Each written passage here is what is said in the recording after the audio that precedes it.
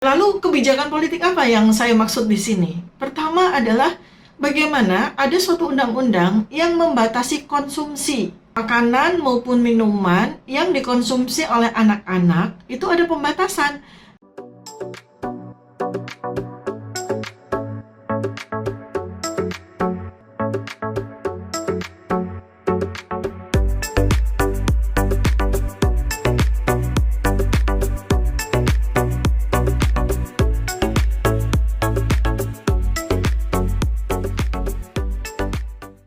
Assalamualaikum warahmatullahi wabarakatuh. Halo sahabat se-Indonesia, saya Dr. Tifa. Hari ini, pada video ini ya, saya ingin mengulas tentang berita yang disampaikan di kompas.com tanggal 3 Februari 2023 tentang pernyataan dari Bapak Menkes Republik Indonesia, Pak Budi Gunadi Sadikin. Beliau menyatakan bahwa kasus diabetes anak meningkat 70 kali lipat. Dan seandainya tidak ditangani, maka anak-anak itu bisa menjadi stroke dan sakit jantung. Ini headline-nya seperti itu. Dan beliau mengatakan bahwa penyakit diabetes pada anak ini sudah luar biasa sekali, ya, menjadi semacam outbreak baru, dan ini perlu sekali diwaspadai. Berdasarkan dari data Ikatan Dokter Anak Indonesia, kasus diabetes pada anak tercatat di tahun 2023 tahun ini melonjak drastis sebanyak 70 kali lipat dibanding tahun 2010, 13 tahun yang lalu, ya. Jadi 13 tahun yang lalu penyakit diabetes pada anak tuh nggak sebanyak sekarang. Jadi prevalensi atau penyakit diabetes pada anak pada bulan Januari 2023 itu terjadi pada 2 di antara 100.000 anak di seluruh Indonesia. Dan penyakit diabetes pada anak ini sekarang sebetulnya pola epidemiologinya itu bergeser, ya. Kalau dulu khalayak, ya, bahkan ilmu kedokteran sekalipun juga menyatakan bahwa sebagian besar penyakit diabetes yang terjadi pada anak itu terjadi dengan tipe diabetes tipe 1. Artinya diabetesnya itu didapat karena kerusakan anatomi yang terjadi pada masa janin maupun pada masa kelahiran. Artinya itu adalah suatu persoalan genetika, suatu persoalan anatomi atau malfunction pada organ dari sejak anak tersebut lahir. Tetapi untuk diabetes tipe 2 itu adalah diabetes yang terjadi karena proses kerusakan pada pankreas disebabkan oleh lifestyle dan eating habit, jadi pola hidup dan pola makan. Dan ironisnya kasus diabetes tipe 2 ini yang justru melonjak 70 kali lipat pada anak-anak. Artinya apa? Di Indonesia paparan, ya, kontaminasi dari makanan-makanan dan minuman-minuman yang dikonsumsi oleh anak-anak itu seperti orang dewasa. Untuk kita ketahui bahwa penyakit diabetes pada orang dewasa di Indonesia itu kurang lebih ada 13%. Itu pun juga merupakan puncak gunung es, ya, karena ke 13% dari orang dewasa yang menderita diabetes itu didapatkan datanya ketika seseorang secara aktif melaporkan dirinya atau dia datang ke pusat pelayanan kesehatan, dan karena itulah maka datanya bisa tercapture, ya. Tetapi yang terjadi di luar sana barangkali itu hanya puncaknya saja, karena banyak sekali orang yang kemungkinan sudah berpenyakit diabetes mengalami kenaikan gula darah dalam hidupnya, begitu, ya, dan itu sudah terjadi secara kronis.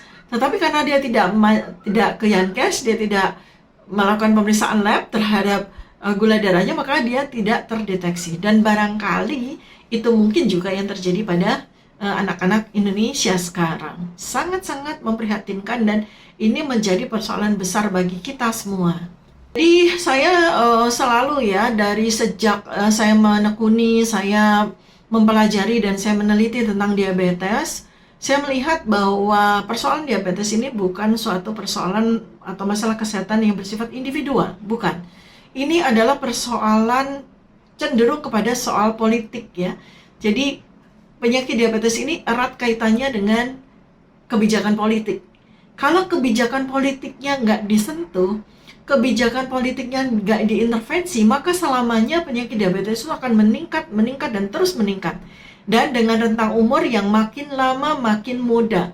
Bahkan tidak tertutup kemungkinan mungkin di tahun-tahun depan, kalau tidak ada intervensi terhadap kebijakan politik yang terkait dengan penyakit diabetes, maka bisa saja bayi pun juga mengalami diabetes tipe 2.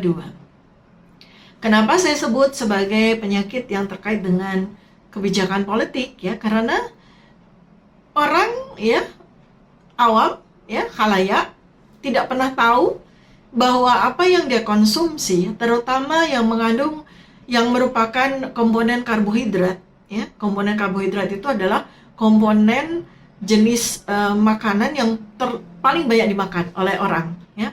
Anda kenal ya, bentuk karbohidrat yang selama ini Anda familiar adalah nasi ya, beras, nasi, atau gula pasir ya, dan segala macam yang berbahan baku terbuat dari tepung. Itulah sumber pangan karbohidrat. Dan yang memicu terhadap terjadinya diabetes di kemudian hari adalah apabila konsumsi karbohidrat Anda, konsumsi karbohidrat masyarakat itu kebanyakan yang karbohidratnya jenis yang indeks glikemiknya tinggi.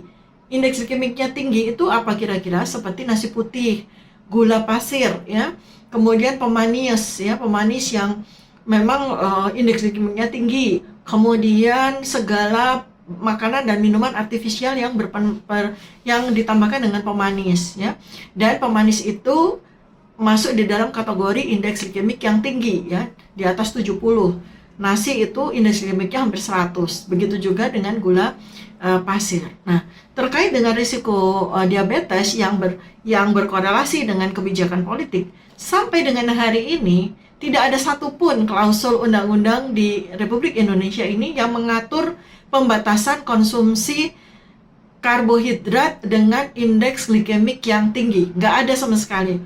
Bahkan sampai dengan hari ini pun masyarakat masih dimanjakan dengan konsumsi nasi yang terbuat dari beras putih tanpa batas. Tidak ada limit ya untuk mengkonsumsi nasi putih. Padahal nasi putih itu indeks glikemiknya sangat tinggi, mendekati 100, dan terlalu banyak makan nasi putih itu akan membuat kadar gula darah itu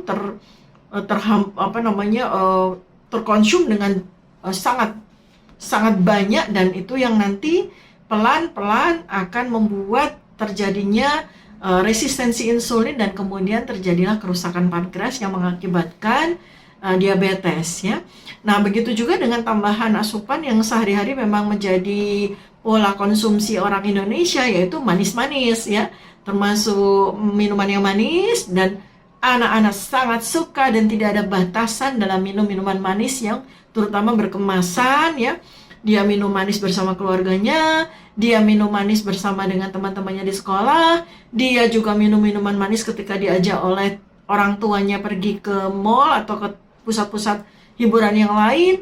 Juga tidak ada batas dalam bagaimana pola konsumsi atas bahan makanan atau minuman yang berpemanis lainnya, misalnya permen atau jajanan-jajanan pemanis.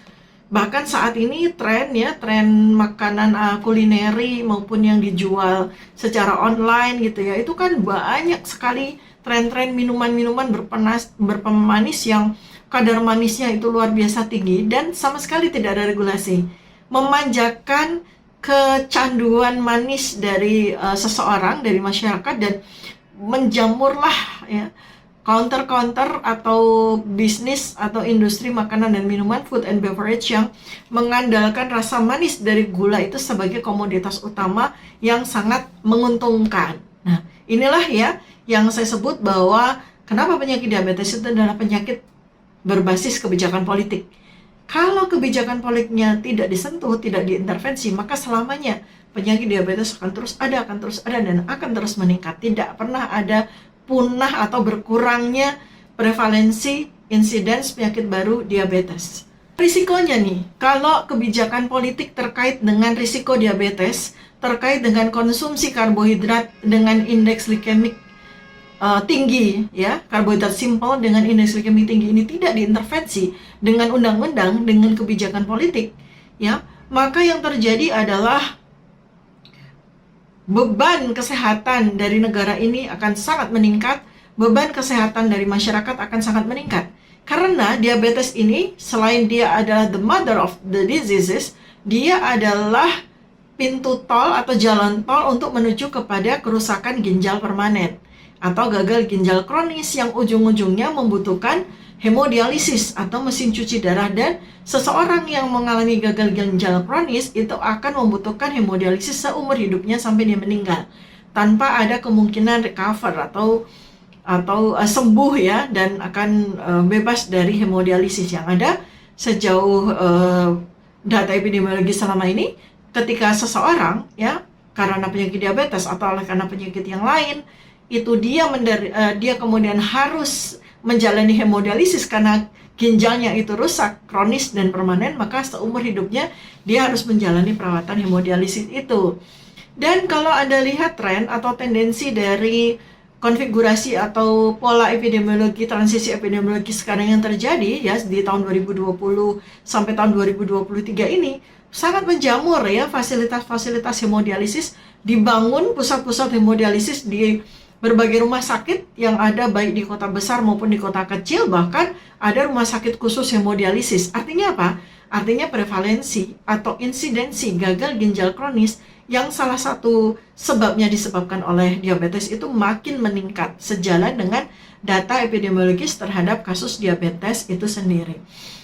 Nah, terkait dengan anak-anak, burdennya tuh gimana? Selain kemudian masa depannya menjadi sangat suram karena dia berkemungkinan akan kena stroke di usia dini, dia akan mengalami serangan jantung di usia dini, dia akan harus menjalani perawatan hemodialisis karena ginjalnya rusak secara dini, ya tidak ada masa depan. Artinya dia akan menjadi individu yang berangsur-angsur sakit, makin berat dari hari ke hari, sampai kemudian ya multi organ damage ya, artinya ya penyakitnya akan komplikasi dan seterusnya. Kita sudah tahu masa depan seperti apa yang akan dialami oleh seorang individu yang terjadi multi organ damage dalam tubuhnya ya. Kemudian berikutnya lagi ya, kita akan menghadapi suatu gambaran yang sangat mengerikan di masa depan, akan adanya lost generation.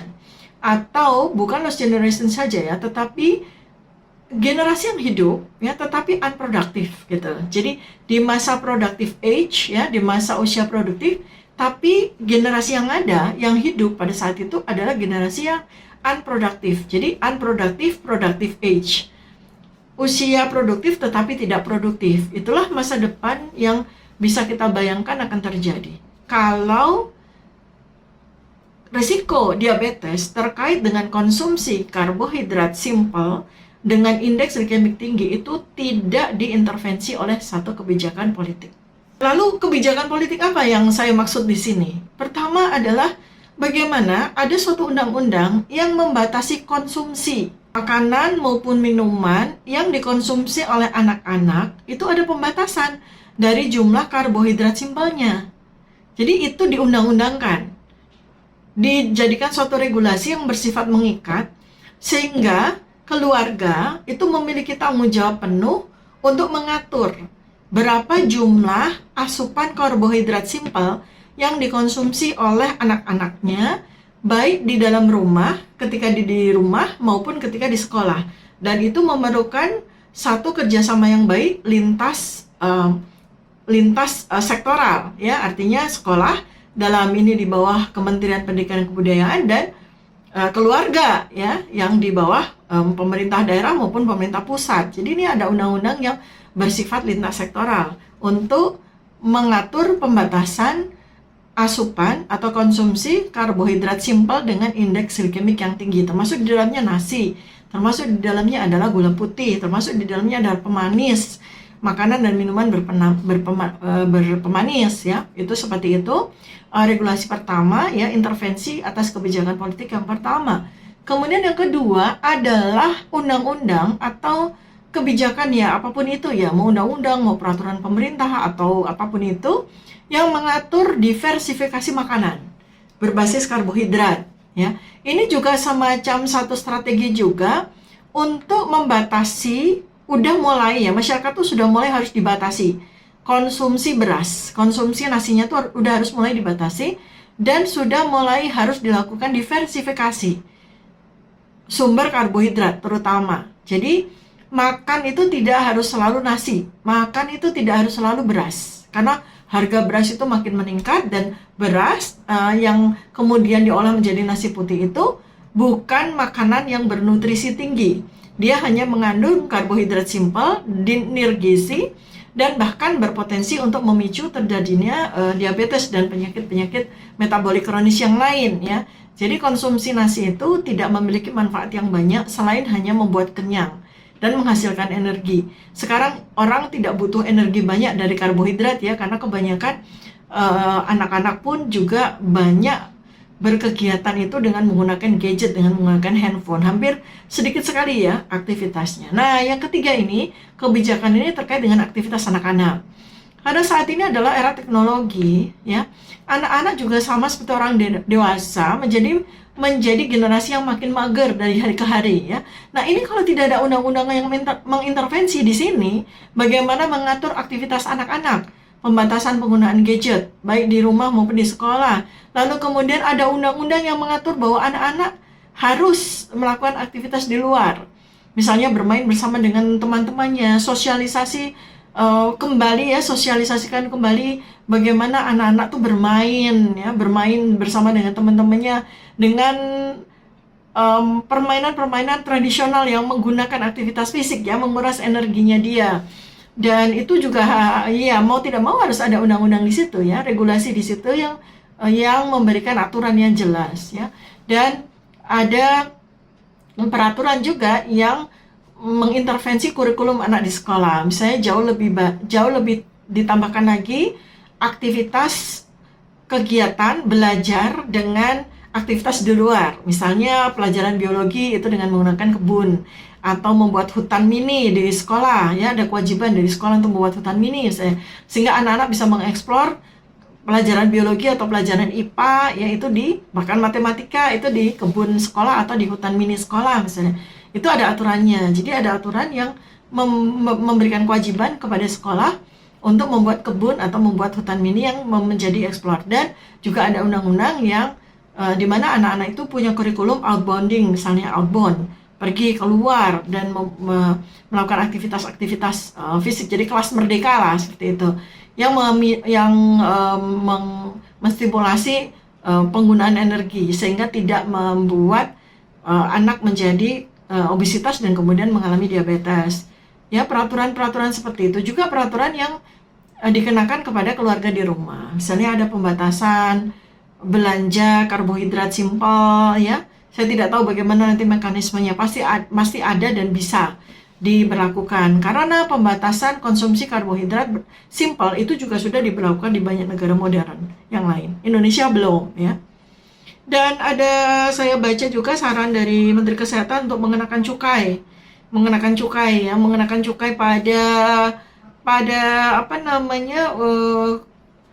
consumer good ya, bahan-bahan makanan yang dijual itu yang mengandung gula tinggi itu diberikan cukai ya. Oke ya, saya sendiri tidak terpikir ke situ, tetapi itu nanti kalau cukai berarti kan harganya menjadi mahal. Oke lah ya, nggak ada masalah. Jadi cukai itu akan membuat begini, makanan atau minuman yang berpemanis atau yang mengandung karbohidrat simpel itu jauh lebih mahal dibanding dengan yang sehat justru. Ya, jadi ada seperti itu. Karena saya lebih setuju di situ daripada cukai. Jadi ya mungkin itu cukai ya, tapi kalau saya lebih begini, jadi ada suatu regulasi yang membuat bahwa makanan sehat itu malah dijual tuh lebih murah gitu. Karena dia kan banyak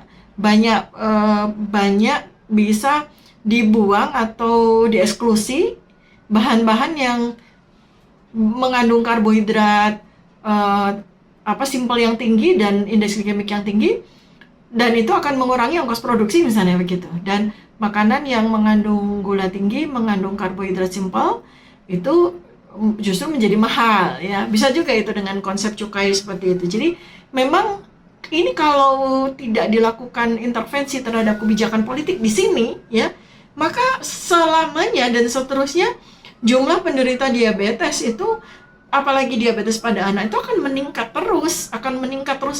terus dan nggak ada solusinya sama sekali selain menjadi satu bubble yang akan meledak di kemudian hari dalam bentuk ledakan penyakit-penyakit kardiometabolik kronis macam stroke, penyakit jantung, kemudian gagal ginjal kronis yang berujung kepada hemodialisis. Nah, ini PR besar kita bersama, bukan hanya berhenti di himbauan kepada orang tua, bukan, tapi ini benar-benar membutuhkan intervensi terhadap kebijakan politik dalam bentuk undang-undang.